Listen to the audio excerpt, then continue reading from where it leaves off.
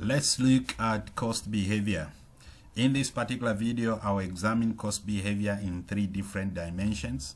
Number one, we'll look at cost behavior principles. Number two, we'll look at cost behavior patterns. Number three, we'll look at the application of the high-low method, which is the method that is used to separate a mixed cost. So let's start with the cost behavior principles. Costs are influenced by many factors, but the most important factor or the greatest influencer of costs is the volume of output, which is also called the level of activity.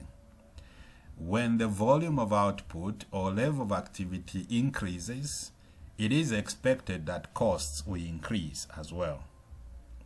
When we talk about level of activity, we refer to things like the value of items sold, number of items sold, number of hours spent producing, and the number of units produced. The general rule here is that if the output or activity level increases, it is expected that costs will increase as well. But going forward, we will notice that there are certain types of costs that behave in different ways. For example, a fixed cost may remain fixed even when activity levels are increasing. So let's consider cost behavior. Cost behavior patterns. Number one, we look at fixed cost. In our previous video, we stated that a fixed cost is a cost that does not change with the changes in activity level. The cost remains the same at all levels of output. That's why the graphical presentation of a fixed cost is a horizontal line, signifying that even where volumes of output are changing, the cost remains the same. Examples of fixed costs would be factory costs, or straight line depreciation, or a fixed salary.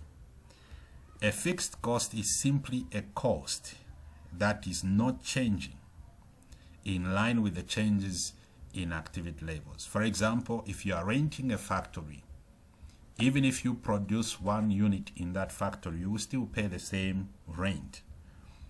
Even if you produce 1,000 units in that factory, the rental remains the same.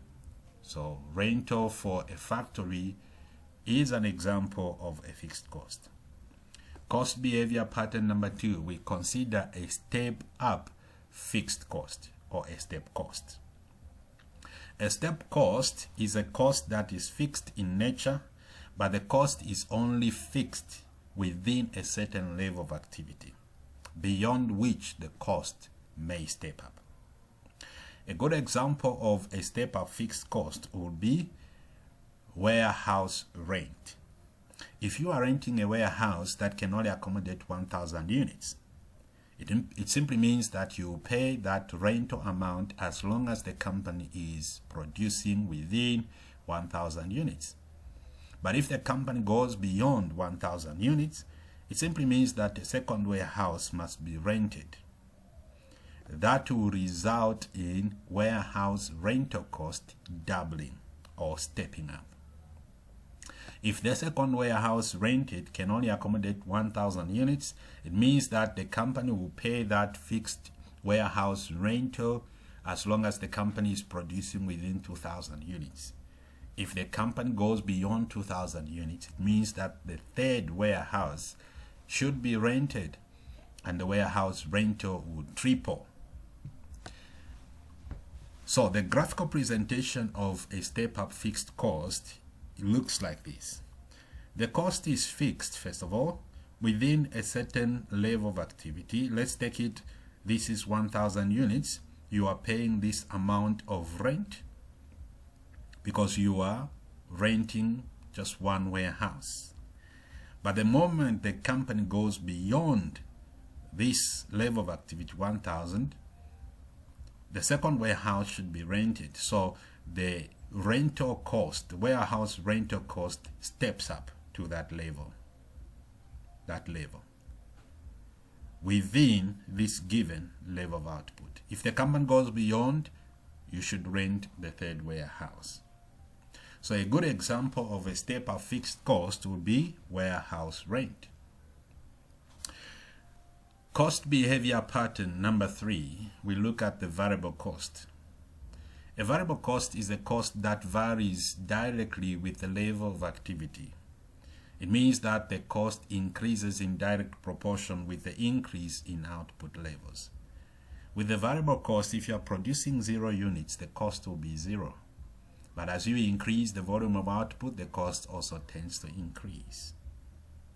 A good example of variable costs would be direct materials, direct labor, commission, because those costs are changing in direct proportion with the changes in activity levels. Cost behavior pattern number 4 is a mixed cost. A mixed cost is also called the semi-variable or the semi-fixed because it's partly variable, it's partly fixed. So a mixed cost contains both the fixed costs and the variable costs in it.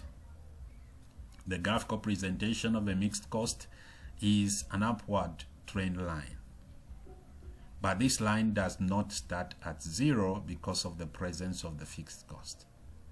The fixed cost is the cost that you pay even when your output is 0. So between the baseline and the dotted line, this gap represents the fixed cost. The other gap there represents the variable cost. What is important with the mixed cost is to know how to separate the costs, separating the variable cost from the fixed cost. The method that is commonly used to separate the cost is called the high-low method, where you compare results at the highest level of output and results at the lowest level of output. So let me show you an example of how costs can be separated, mixed costs can be separated using the high-low method. I picked a question from the past question paper.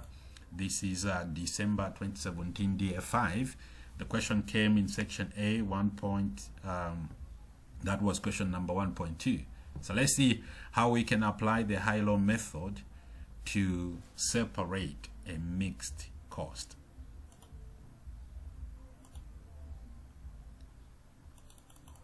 Let me just zoom a bit. Right. A firm of chartered accountants in Lusaka has 4 sections, namely audit, tax, accounting, and secretarial. The audit section wishes to establish a method of predicting its total cost in each quarter of the year. The following past 2 quarterly costs have been recorded at 2 activity levels. So we have quarter 1 and quarter 2 results. The total cost structure for a typical quarter could be represented as, then they give you the guideline. TC stands for total cost. We know that total cost equals fixed cost plus the variable cost. A total cost is a mixed cost. So let's see how we can answer this question. So we provide our solution there. Using the high-low method, the method says that you have to take the results at the highest level of activity, and at the highest level of activity, according to the question, we have the highest level of activity in quarter 2. It has got 30 number of audits as compared to 22. So the number of audits or activity level there is 30. And the total cost is 105,600. Lowest activity level, that's why it's called the high-low, highest activity level compared to the lowest activity level. That's the quarter 1. The activity level there was 22 audits done. The total cost was 83,400, like that, 83,400. So as you compare that, you must find the difference between the highest activity level results and the lowest activity level results. So find the difference between 30 and 22, and also the difference between 105,600 and 83,400. So if you tap that in the calculator, the difference will be here in terms of results output, the difference will be 8. In terms of cost, 105,600 minus 83,400, the difference there should be 22,200. The next step is to find the variable cost per unit. So variable cost per unit will be equals to the difference in the cost divided by the difference in the activity level. So it will be 22,200 divided by the difference in the activity level 8. That will be the variable cost per unit. Divide that, you have 2775. Variable cost per unit is 2775. The next step is to now calculate the fixed cost. Fixed cost will be calculated by making FC the subject of the formula in the total cost equation. So what's the total cost? Total cost equals fixed cost plus the variable cost. So make fixed cost the subject of the formula. You will shift the variable cost to the other side of the equation, and when the variable cost crosses the equal sign, the sign changes to a minus. So we're going to have fixed cost equals to total cost minus the variable cost.